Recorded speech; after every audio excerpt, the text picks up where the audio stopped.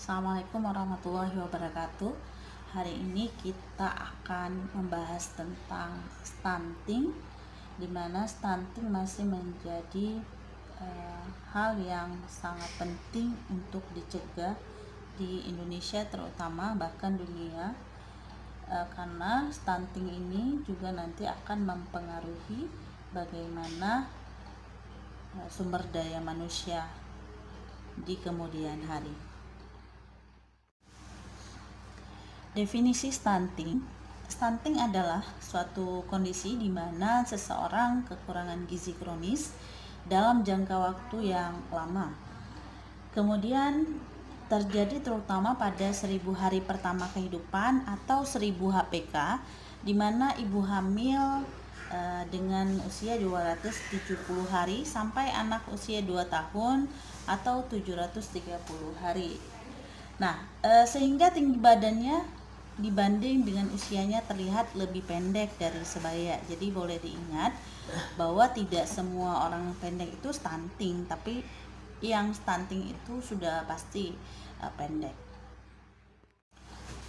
Baik, di sini kita akan melihat ya dari Riskesdas 2018, sumber Kemenkes RI, di mana proporsi status gizi sangat pendek dan pendek pada balita menurut provinsi dari 2013 sampai dengan 2018. Pertama pada DKI Jakarta.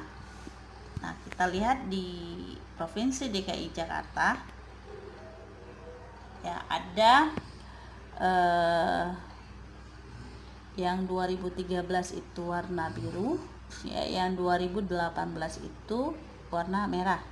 Nah, terjadi penurunan yang signifikan antara 28 atau 27,5 menjadi 17,7. Jadi proporsi untuk status gizi sangat pendek dan pendeknya menurun dari tahun 2013 ke 2018, dan itu terlihat merata hampir pada seluruh provinsi yang ada di Indonesia kecuali Kalimantan Timur. Kalimantan Timur di mana tahun 2013 itu sedikit dan meningkat di tahun 2018. Slide ini kita melihat kurva pertumbuhan dari WHO.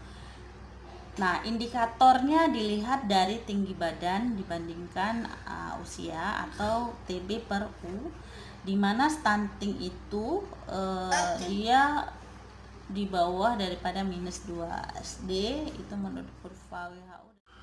Kemudian ini adalah etiologi stunting ya. Kita lihat dari konseptus sudah mulai ya, kemudian neonatus, ada kelahirannya rendah dan sebagainya. Kemudian pada usia 2 tahun itu sudah tampak bahwa ada bahkan sampai dengan kematian, dari kesakitan sampai dengan terjadinya kematian ya dari infeksi, dan kemudian terlambatnya segala skill motoris ya. Kemudian masuk ke usia sekolah, dia tampak lebih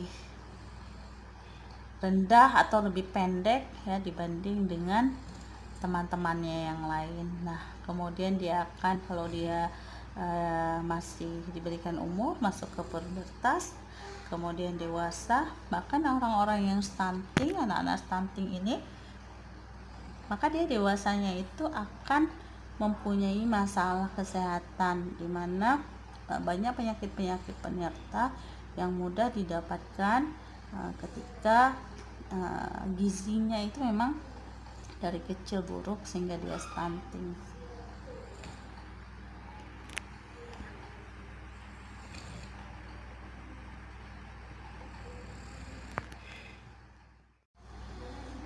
Ini adalah dampak stunting ya. Kita dapat lihat di sini banyak sekali dampak yang disebabkan oleh stunting. Di antaranya yang pertama, tingkat kecerdasan anak-anak dengan stunting ini adalah rendah. Nah, jadi kalau misalnya kita melihat Jika gizi tidak dicukupi dengan baik, dampak yang ditimbulkan itu memiliki efek jangka pendek dan jangka panjang. Nah, gejala stunting jangka pendek itu meliputi hambatan perkembangan, kemudian penurunan fungsi kekebalan, perkembangan otak yang tidak maksimal yang dapat mempengaruhi kemampuan mental dan belajarnya tidak maksimal. Nah, serta prestasi belajarnya yang buruk. Nah, sedangkan gejala jangka panjang itu meliputi obesitas, penurunan toleransi glukosa, penyakit jantung koroner, hipertensi, osteoporosis. Ya. Jadi banyak sekali hal-hal yang akan terjadi ketika stunting itu sudah didapatkan oleh seorang anak. Nah, jadi kerentanan terhadap penyakit, menurunkan produktivitas, menghambat pertumbuhan ekonomi, dan bahkan meningkatkan kemiskinan. Ya, nah jadi kalau kita melihat faktor-faktor yang mempengaruhi, faktor lingkungan juga sangat berperan dalam menyebabkan stunting ini, selain daripada status gizi. Stunting juga berdampak pada pertumbuhan ekonomi dan produktivitas pasar kerja. Kita ketahui bahwa stunting ini menyebabkan kerugian sekitar 2,5% dari produk domestik bruto di suatu negara dan mengurangi pendapatan pekerja dewasa hingga 20%. Atau hilangnya 11% GDP ya. Nah, kemudian memperburuk kesenjangan dengan mengurangi 10% dari total pendapatan seumur hidup. Nah, kemudian merupakan kemiskinan antar generasi. Jadi, secara nasional besar potensi ekonomi yang hilang akibat kekurangan energi protein ini mempengaruhi pertumbuhan balita sekitar 0,27 sampai 1,21%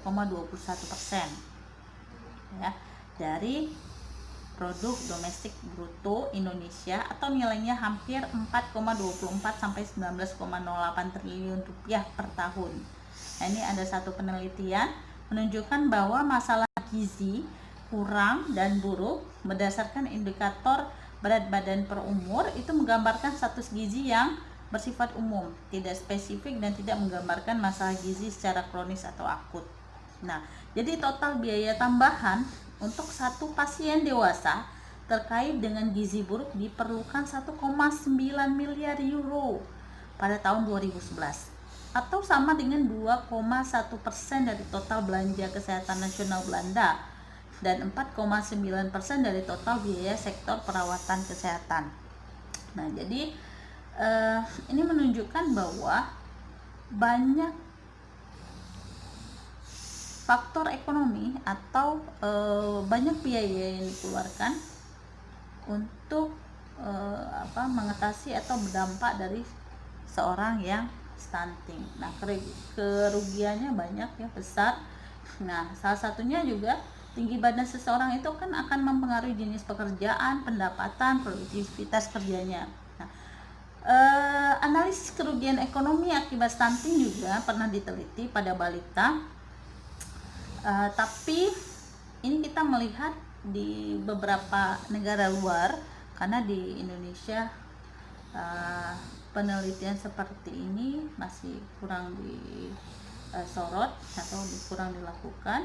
Nah, hanya saja kita melihat bahwa ada pengaruh yang besar terhadap kejadian stunting dengan ekonomi ya, seperti itu.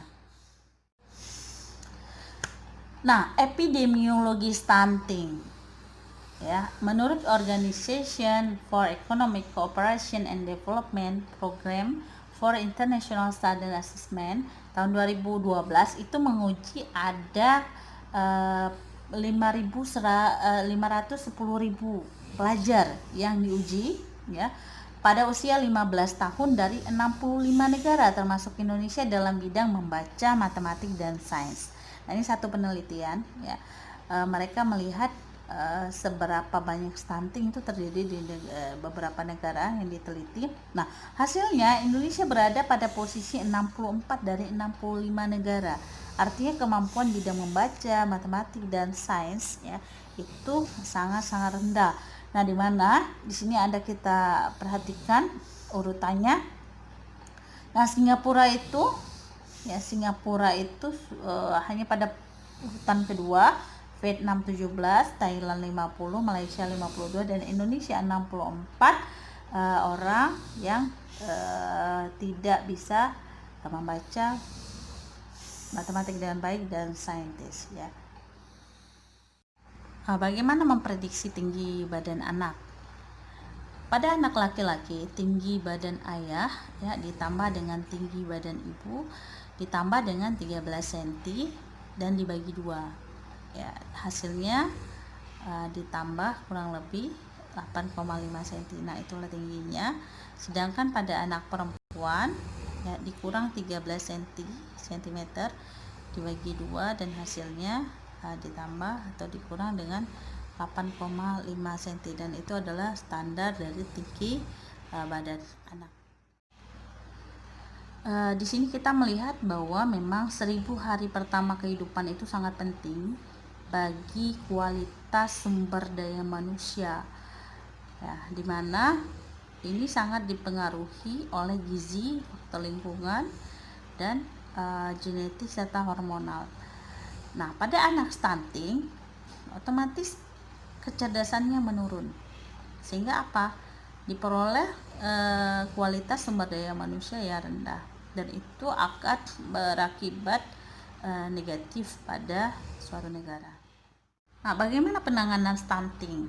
Yang pertama, konsumsi tinggi zinc ya, yang banyak di protein hewan, misalnya ikan, susu, telur, daging, terutama juga kerang-kerangan. Nah, kemudian terampil dalam mengolah makanan. Yang kedua, aktivitas olahraga, bisa melompat ya, jadi sarana bermain. Nah, itu sangat penting bagi perkembangan anak. Nah, stunting pada anak ini juga harus ditangani dari suplemen dan stimulasi yang diperoleh dari nutrisi ya. Nah, kemudian cara efektif untuk meningkatkan skor perkembangan anak stunting pada usia 24 bulan itu yang pertama adalah kombinasi suplementasi, nutrisi, dan stimulasi. Nah, berikut 4 pilar prinsip gizi seimbang. Yang pertama, mengkonsumsi aneka ragam pangan, kemudian membiasakan perilaku hidup bersih dan sehat. Nah, kemudian melakukan aktivitas fisik secara teratur minimal 30 menit dan memantau berat badan, status gizi secara teratur. Nah, begitu pula India, capaian diperoleh adalah stunting turun 16% dalam 7 tahun. Nah, upayanya apa? Yang pertama, di tingkat komunitas, di mana pekerja kesehatan berada di garda depan memberikan pelayanan gizi dan peningkatan behavior change communication. Nah, kemudian koordinasi dan kerjasama di tingkat penyedia layanan, di mana memberdayakan dan mendukung masyarakat bekerja secara horizontal antar sektor, dan koordinasi antara rumah sakit, ya, petugas kesehatan, dan bidan dalam memberikan dukungan dan panduan di sekolah. Nah, kemudian penyediaan pangan bergizi di tingkat nasional, yaitu memperluas intervensi pangan dan peningkatan kualitas diet. Selanjutnya, pemberian bantuan sosial di tingkat nasional, misalnya untuk pemberian dana tunai bagi ibu hamil untuk mengurangi hambatan keuangan dan memenuhi gizi yang baik. Nah, ini juga ada negara lain seperti Bangladesh, Meksiko ya, di mana Bangladesh mampu mengurangi angka stunting 1,4% ya, dan Bangladesh stuntingnya turun selama 36 bulan sebesar 10%. Nah, apa yang dilakukan? Ada pemanfaatan pelayanan kesehatan, gizi ya, kemudian intervensi lintas sektor, kemudian peningkatan pendidikan, pengasuhan, cakupan sanitasi ya, dan tidak lupa pula Meksiko juga ada transfer dana tunai untuk pembelian pangan yang kaya gizi selama kehamilan, menyusui, dan pada tahap pemberian makanan. Kemudian mereka juga menggerakkan pasar lokal dan ekonomi untuk meningkatkan ketersediaan pangan bergizi. Dan pada upaya 1000 hari kehidupan pertama ya, itu ada pemberian suplemen mikronutrien. Sedangkan negara Brazil, stunting itu menurun 37% menjadi 7% ya dalam 30 tahun. Nah, rata-rata jangka pemberian ASI meningkat dari 2,5 bulan. Jadi di sana awalnya 2,5 bulan saja pemberian ASI menjadi 14 bulan. Nah, komitmennya apa? Visi dari presiden, komitmen dan kepemimpinan itu memang prioritasnya kepada gizi. Jadi di semua sektor peningkatan akses pelayanan ibu hamil dan gizi anak, mengatasi kelaparan, ya, menyediakan pangan gizi ya, dan anggarannya juga dicukupi. Nah, kemudian menginisiasi perubahan kebijakan. Jadi penguatan pemberian ASI eksklusif di tingkat nasional. Nah, kemudian penerapan cuti melahirkan 6 bulan juga diterapkan di sana untuk mendukung ibu-ibu dalam memberikan ASI. Nah, ini yang terakhir adalah gerakan percepatan penurunan masalah gizi melalui peningkatan kapasitas organisasi dan kompetensi ahli gizi. Jadi, dimohon ahli gizi untuk bisa duduk dan memfokuskan apa yang akan dilakukan untuk penurunan masalah stunting ini. Nah, kemudian jejaring lintas antara masyarakat dan pemerintah, kemudian pelaksanaan program pokok dan inovasi bidang gizi juga yang secara konsekuen. Nah, ini saja. Terima kasih. Kita akan ketemu di pembahasan lainnya. Assalamualaikum warahmatullahi wabarakatuh.